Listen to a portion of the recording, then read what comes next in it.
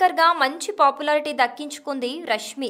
ఓ పక్క టెలివిజన్ కార్యక్రమాలు చేస్తూనే అడపాతడపా సినిమాల్లోనూ నటిస్తూ తన సత్తా చాటుతోంది. ఇక ఆమె సామాజిక మాధ్యమాల్లో అభిమానులతో తరచూ చాట్ చేస్తూ ఉంటుంది. అయితే రీసెంట్గా ట్విట్టర్లో రష్మికి ఒక నెటిజన్ నుంచి నెగిటివ్ ప్రశ్న ఎదురైంది. రష్మికి ట్విట్టర్లో ఫాలో అవుతున్న ఆమె అభిమాని ఆమెకు బాగా పొగరంటూ ట్వీట్ చేశాడు. నిన్న విమానాశ్రయంలో నేను రష్మిని కలిశా. ఆమె ప్రవర్తన దురుసుగా ఉంది. చాలా పొగరుగా ప్రవర్తించారు.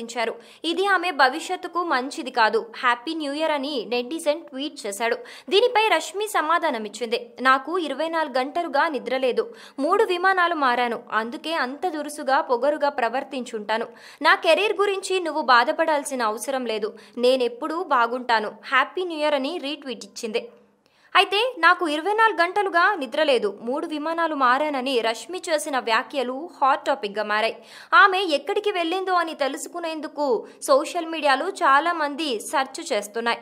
అయితే ఆమె న్యూ ఇయర్ ఈవెంట్ కోసం ఫారెన్ ట్రిప్ వెళ్ళినట్టు తెలుస్తోంది.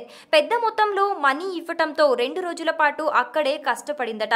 ఇక దానికి తోడు జర్నీ కూడా చేయటంతో అలా ప్రవర్తించి ఉండొచ్చని కొందరు ఆమెకు మద్దతు తెలుపుతున్నారు.